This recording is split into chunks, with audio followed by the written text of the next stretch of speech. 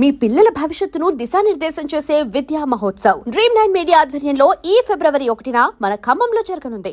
America అనేది capitalistic కంట్రీగా వండుకుంటూ వచ్చింది. 155 సంవత్సరాల నుండి మనం హిస్టరీ చూసుకున్నట్టయితే క్యాపిటలిస్టిక్ ఎకానమీగా వండుకుంటూ వచ్చింది. కాబట్టి ఇట్లాంటి సోషలిస్టిక్ ఎకానమీస్ కానీ కమ్యూనిస్ట్ బేస్డ్ ఎకానమీస్ కానీ వాళ్ళకు మింగుడు పడదన్నమాట. సో దాంట్లో భాగంగానే ఇప్పుడు క్యూబా ఉంది అనుకోండి. క్యూబా కూడా ముందు నుండి కమ్యూనిస్ట్ కంట్రీ, అది ఫిడెల్ కాస్ట్రో నుండి మొదలుకుంటే ఇప్పుడు ఉన్నటువంటి లీడర్ వరకు కూడా, డయాజ్ వరకు కూడా అది కమ్యూనిస్ట్ కంట్రీ. ఇప్పుడు మనకు చైనా కూడా సోషలిస్టుకు, అది ఇప్పుడు కంప్లీట్గా చైనా యొక్క రూపురేఖలు మారిపోయకుండా వచ్చాయి. బేసికల్గా మనం మావో జెడాంగ్ టైం నుండి తీసుకున్నట్టయితే అది కూడా ఒక సోషలిస్టిక్ కంట్రీ లేకపోతే కమ్యూనిస్ట్ బేస్డ్ ఎకానమీ అని మనం చెప్పుకోవచ్చు. ఇట్లా అంటే కమ్యూనిజము బేస్ చేసుకొని నడిపించేటువంటి ఆర్థిక వ్యవస్థల్లో క్యాపిటలిస్టులకు నచ్చదు. సో ఆటోమేటిక్గా ట్రంప్ గారికి కూడా ఆ సీక్వెన్స్, ఆ యొక్క ఈక్వేషన్ ఏదైతే ఉందో, వెనిజులా నుండి వచ్చినటువంటి ఈక్వేషను ఆయనకు మింగుడు పడలేదన్నమాట. సో ఈ కారణాల వల్ల ఇవన్నిటిని దృష్టిలో పెట్టుకొని ఆయన వెనిజులాను అటాక్ చేసుకుంటూ రావడము, వెనిజులాను నేను ఇది చేస్తాను అది చేస్తాను బెదిరించడము, చివరికి ఏదైతే అన్నాడో అది చేసుకుంటూ వచ్చాడు అనమాట. సో దీని తర్వాత క్యూబా ఉంది, కొలంబియా ఉంది, మెక్సికో ఉంది. ఈ 3 దేశాల పని చెప్పినట్టు వినకపోతే మీ మీద కూడా అటాక్ చేస్తామనేది ఒక డైరెక్ట్ వార్నింగ్ అయితే ఇచ్చేశారు కదా.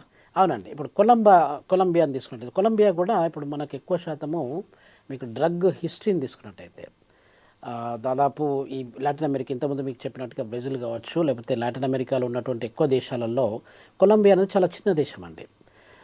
ఇట్లాంటి దేశాలు ఏం చేస్తున్నాయంటే ఈజీ వేలో మనీ మేక్ చేయడానికి వాళ్ళు దే ఆల్వేస్ డిపెండ్స్ అపాన్ ఈ కొకాయిన్ కానీ, తర్వాత ఇట్లాంటి డ్రగ్స్, తర్వాత నార్కటిక్స్ను బేస్ చేసుకొని ఇండియన్ హెంప్, గంజా ఇలాంటి వాటిని గ్రో చేసుకుంటూ వాటిని ఎక్స్పోర్ట్ చేసుకుంటూ దే ఆర్ మేకింగ్ మనీ అనమాట. సో అది మనకి ఇప్పుడు ప్రెసిడెంట్ గుస్తావో పాత్రో అనే అతను కూడా ఛాలెంజ్ చేశాడు. ఎందుకంటే గుస్తావ్ను కూడా ఇప్పుడు కొలంబియన్ ప్రెసిడెంట్ను కూడా ఒక సందర్భంలో ట్రంప్ గారు చెప్పారు, నెక్స్ట్ నీకు ఇదే గది పడుతుంది అని చెప్పానంటే ఆయన ఓపెన్గా స్టేట్మెంట్ ఇచ్చాడు మొన్ననే, ఈ మధ్య కాలంలో ఒక 2 days బ్యాక్ ఏమో.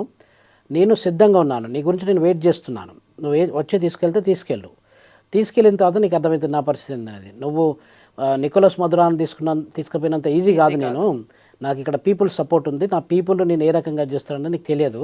సో కాబట్టి ఒకసారి నన్ను టచ్ చేసి చూడు, నేను వెయిట్ చేస్తున్నాను నీ కొరకు అని చెప్పి ఆయన బోల్డ్గా స్టేట్మెంట్ ఇచ్చాడు. అంటే ఇవన్నీ ఎందుకు జరుగుతున్నాయంటే ఇవన్నీ కూడా కవిత గారు వాళ్ళ దగ్గర ఉన్నటువంటి ఏ కంట్రీ అయినా కూడా నేను నాది తప్పు అని చెప్పుకోదు. ఏదైనా కూడా వాళ్ళు సమర్థించుకోవడానికి ప్రయత్నం చేస్తూ ఉంటుంది, కామన్. సో నికోలస్ కానివ్వండి, లేకపోతే ఇక్కడ ఉన్నటువంటి ప్రెసిడెంట్ కానివ్వండి, ఎవరైనా కూడా వాళ్ళకు అనుకూలంగా వాళ్ళు సపోర్ట్ చేసుకుంటున్నారు.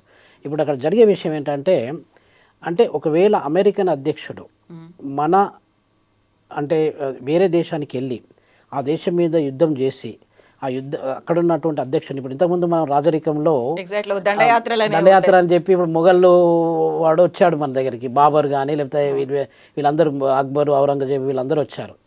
ఎక్కడో ఆఫ్ఘనిస్తాన్ అక్కడిక్కడ నుండి వచ్చినటువంటి వ్యక్తులు మన దేశానికి వచ్చి మన దేశంలో ఉన్నటువంటి రాజులను చీలి వాళ్ళను డివైడ్ చేసి మనల్ని ఆక్రమించుకొని వాళ్ళు కొన్ని వందల సంవత్సరాల పాటు రూల్ చేశారు. సో అలా చేయడానికి లేదు కదా. ఇప్పుడు మోడర్న్ వరల్డ్లో మనకు యునైటెడ్ నేషన్స్ ఎందుకు ఉంది అంటే ఒక దేశాన్ని యొక్క సావరింటిని ప్రొటెక్ట్ చేయడానికి ఆ యొక్క బాడీ ఉంది. ఆ బాడీకి లీడర్ నువ్వే, మెయిన్ లీడర్ నువ్వే తప్పు చేసినాక ఇంకా వేరే వాళ్ళు ఎందుకు తప్పు చేయకుంటుంటారు. ఇప్పుడు మనకు ఇలాంటి, ఇప్పుడు సపోజ్ పుటిన్ గారు ఉన్నారు, వ్లాడిమిర్ పుటిన్ అమెరికన్ ప్రెసిడెంట్ ఉన్నాడు. అవును నేను దీన్ని ఆక్రమించేసుకుంటాను, యుక్రెయిన్ నేను ఆక్రమించుకుంటాను ఆయన చెప్తుండొచ్చు, లేకపోతే ఇండియా కూడా చెప్తుండొచ్చు నేను పాకిస్తాన్ ఆక్రమించుకుంటా అని చెప్పి.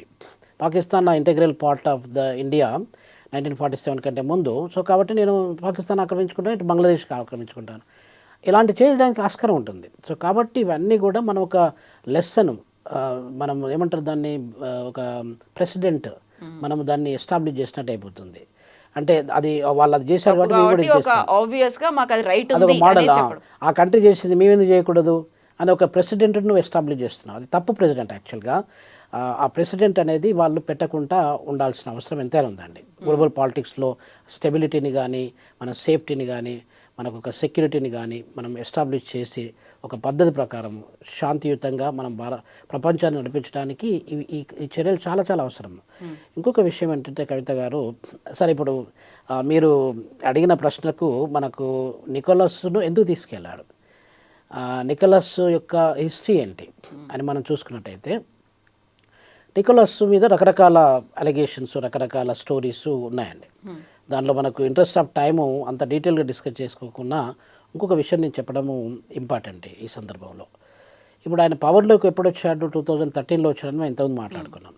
2013 నుండి 16 మధ్యన ఒక 3 years పాటు $5.2 బిలియన్ వర్త్ ఆఫ్ గోల్డ్ రిజర్వ్స్ని స్విట్జర్లాండ్కు తరలించడం జరిగింది. అంటే 113 టన్నుల బంగారాన్ని వెనిజులా నుంచి స్విట్జర్లాండ్కి వెళ్ళిపోయింది. బ్యాంకుల్లో ఉన్నాయి. అవును, స్విట్జర్లాండ్ బ్యాంకులో ఉన్నాయి. అంటే అది అది that it self an indication. ఇప్పుడు సపోజ్ మధుర పవర్లోకి వచ్చిన వెంటనే ఆ టైంలో నుండి ఒక 3 years పాటుగా అంత పెద్ద మొత్తంలో కూడా ఇప్పుడు ఆ గోల్డ్ను మీరు మన ఇప్పుడున్న ప్రస్తుత క్యాలిక్యులేషన్ చూసుకుంటే ఇండియన్ రూపీస్లో అరౌండ్ 46,000 crores రూపీస్ అయిపోతుంది అనమాట. అంత పెద్ద అమౌంట్ని అది మొత్తం మధుర జీవితకాలం రోజుకు కొన్ని 100 కోట్ల రూపాయలు తిన్నా కూడా ఆయనకు పెద్ద ఏం అది కాదనమాట. సో ఇట్లాంటి అన్నీ కూడా కొన్ని కరప్షన్ రిలేటెడ్ ప్రాబ్లమ్స్ అలా క్రియేట్ చేశాడు. తర్వాత ఇప్పుడు పీపుల్ వాళ్ళు oil producer, major oil producer అని చెప్పి అనుకున్నామండి. ఇప్పుడు ఆయిల్ కొనుక్కోవడానికి ఆ వెనిజులా ప్రజలు కారకాస్లో కానివ్వండి, కారకాస్ అనేది దాని దేశ రాజధాని, అక్కడ కానివ్వండి చిన్న చిన్న టౌన్స్లో కానివ్వండి కొన్ని కిలోమీటర్ల కొద్దీ కొన్ని మీటర్ల కొద్దీ వాళ్ళు క్యూలు కడుతున్నారు పెట్రోల్ తీసుకోవడానికి. నిత్యావసర సరుకులు లేకుండా అయిపోయినాయి. సో ఆ పరిస్థితి అంటే ప్రజలు చీకట్లోకి త్రోయబడ్డారనమాట. సో ఇలాంటివి జరుపుకుంటూ వచ్చాయి. అంటే ఇట్లాంటి ఇప్పుడు కమ్యూనిస్ట్ లీడర్ ఎప్పుడైనా కూడా ఇప్పుడు ఫెడరల్ కాస్ట్రో ఉన్నాడు అనుకోండి, ఫెడరల్ కాస్ట్రో కానీ కొంతమంది కమ్యూనిస్ట్ లీడర్లు మన దగ్గర జ్యోతి బసు వెస్ట్ బెంగాల్లో కానీ కొంతమంది నిజాయితీ ఉన్నటువంటి లీడర్స్ ఏం చేశారంటే మాకంటే ప్రజలు ఎక్కువ, సో ఏది చేసినా కూడా మేము ప్రజల కొరకు చేయాలి అని చెప్పి చేసిన నిజాయితీ లీడర్స్ కొద్దిమంది ఉన్నారు. ఇప్పుడు కార్ల్ మార్క్స్ ఫిలాసఫీలో కూడా అదే చెప్తాడండి. కార్ల్ మార్క్స్ ఏం చెప్తాడంటే మనము 2 క్లాసెస్ ఉంటాయి దీనిలో. ఒకటి ఏంటంటే ఇండస్ట్రీ క్లాసు, వర్కింగ్ క్లాసు, వాళ్ళు పనిచేసే వ్యక్తులు. ఇంకోటి బిజినెస్ క్లాసు, రూలింగ్ క్లాసు. ఈ రూలింగ్ క్లాసు వర్కింగ్ క్లాసును ఎప్పుడూ ఎక్స్ప్లాయిట్ చేస్తూనే ఉంటుంది. ఎక్స్ప్లాయిట్ చేసినప్పుడు ఏదో ఒక సందర్భంలో ఈ వర్కింగ్ క్లాస్ అనేది వాళ్ళకి తిరుగుబాటు చేస్తారు. ఏదో ఒక సందర్భంలో ఆ తిరుగుబాటు అనేది వాళ్ళకు ఒక మొత్తం మార్పును తీసుకొస్తుందని చెప్పి ఆయన ఫిలాసఫీ, దాన్ని ఎవల్యూషన్ అని చెప్పి అంటాము. కమ్యూనిస్ట్ మేనిఫెస్టో భాగంగా ఇదంతా సిద్ధాంతాన్ని అనే లాంగ్ టైం ఇవ్వండి 1848 ఆ రేంజ్లో చేశాడు. ఇవన్నీ ఎందుకు చెప్పుకుంటున్నాం అంటే కవిత గారు, ఏ యాక్షన్ అయినా కూడా దానికి ఇమీడియట్ రియాక్షన్ అనేది ఒకటి ఉంటుంది. మన ఎస్ చెప్పినా నో చెప్పినా కూడా దానికి ఒక రకమైన రిపర్కషన్స్ అనేది ఫలితాలు అనేది జరుపుకుంటూ వస్తాయి. ఇప్పుడు ఈ యొక్క మనకు నికోలస్ మధుర విషయంలో కూడా అది జరిగిందన్నమాట. అంటే ఆయన దాదాపు 13 సంవత్సరాల పైనుండి రూల్ చేస్తున్నప్పుడు ఎన్నో అవకతవకలు జరుపుకుంటూ వచ్చాయి. ఒకవేళ ప్రజల యొక్క మేలు, ప్రజల యొక్క సంక్షేమాన్ని అతను చూసుకుంటూ వచ్చి ఉన్నట్టయితే ఈరోజు దాదాపు మొన్న డెమోన్స్ట్రేషన్ కూడా జరిగాయి. ఆ డెమోన్స్ట్రేషన్ మొన్న ఒక 2-3 days బ్యాక్ మాకు నికోలస్ మధురాన్ని విడిచిపెట్టండి, మా ప్రెసిడెంట్ కాబట్టి మా దేశాన్ని మాకు పంపించండి, let him rule and we are happy with him అని చెప్పి కొద్దిమంది మాత్రమే డెమోన్స్ట్రేట్ చేశారు. ఎక్కువ మంది డెమోన్స్ట్రేషన్ చేసి ప్రజలు అమెరికా మీద ప్రెషర్ తీసుకొచ్చినట్టయితే he would have been a great leader. So కాబట్టి he also got some flaws అండి. సో దానివల్ల ఇలాంటివన్నీ జరుపుకుంటూ వచ్చాయండి. ఇక్కడ మనకి ఫస్ట్ వెనిజులా కనిపించింది, ఆ తర్వాత 3 కంట్రీలకు వార్నింగ్ ఇచ్చారు. అదే టైంలో భారతదేశానికి సంబంధించి ఇంకో కీలకమైనటువంటి ఇంట్రెస్టింగ్ కామెంట్ కూడా చేశారు. నేను సంతోషంగా లేనని మోదీకి తెలుసు, నన్ను ఎలా సంతోషపెట్టాలో ఆయన చూస్తున్నారు. ఒకవేళ రష్యా నుంచి ఇలాగే మీరు చమురు కొనుగోలు చేస్తూ ఉంటే మేము టారిఫ్లు పెంచుతాం, ఆ విషయం కూడా మీకు తెలుసు, అందుకే మా దగ్గరకు వచ్చి లాబింగ్లు చేస్తున్నారు. అంటే నచ్చకపోతే దాడులు చేస్తారు, లేకపోతే అక్కడ ఉన్న వాళ్ళని బందీలుగా తీసుకెళ్ళిపోతారు, సంతోషంగా లేకపోతే టారిఫ్లు పెంచుతారా? ఇదేనా ట్రంప్ కావచ్చు, లేకుంటే అమెరికాలో ఉన్నటువంటి విధానం, ఆ స్టాండర్డ్ అనేది ఇంతేనా అనేటువంటి ఒక వాదన కూడా ఉంది కదా. అదేనండి కవిత గారు, ఇప్పుడు మనకు తెలుగులో ఒక సామెత చెప్తారు, మీరు వడ్డించేవాడు మనవాడైతే మీరు ఎక్కడ ఏ కార్నర్లో కూర్చున్నా కూడా మీకు పడే వస్తువులన్నీ పడే ఆహార పదార్థాలన్నీ మీకు వస్తాయని చెప్పి. ఇప్పుడు మనకేం జరుగుకుంటూ వస్తుందంటే మనం ఇంతకుముందు కూడా కొన్ని విషయాలలో కొన్ని సందర్భాల్లో మాట్లాడుకున్నాం.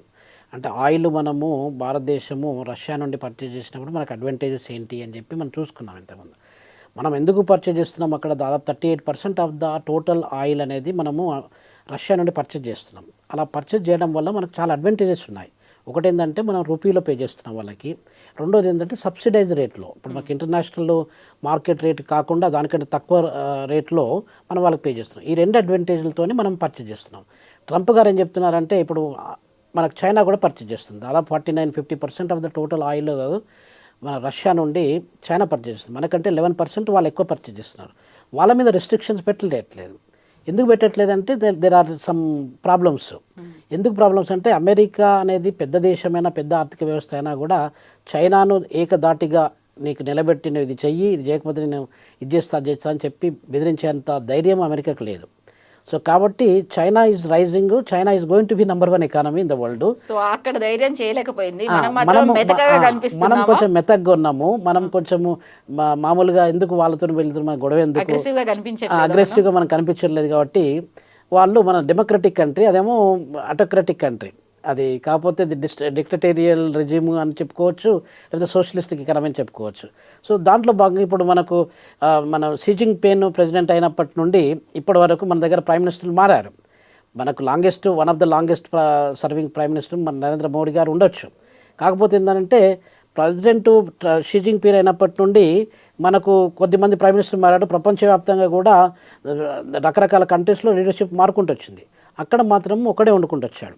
సో దట్ షోస్ అనమాట. ఇప్పుడు పాయింట్ ఎక్కడ వస్తుందంటే కవిత గారు, ఇప్పుడు మనకి ఇలాంటి స్టోరీలు కూడా వస్తున్నాయి. మోడీని కూడా అరెస్ట్ చేసి అక్కడికి తీసుకెళ్తాము అని చెప్పి ఈ వాదన ఒకటి ఉంది. ఇంకోటి ఏంటంటే వెనిజులా మీద ట్రంప్ ఎలా అయితే అటాక్ చేసి అక్కడ ఉన్నటువంటి అధ్యక్షుని పట్టుకెళ్ళిపోయాడో, మనం కూడా పాకిస్తాన్ మీద అటాక్ చేసి అక్కడ ఉన్నటువంటి తీవ్రవాదులు, ఉగ్రవాదులు ఎవరైతే ఉన్నారో వాళ్ళని కూడా మనం పట్టుకురావచ్చు కదా అనేది ఒక ఓవైసీ దగ్గర నుంచి వచ్చినటువంటి మాట.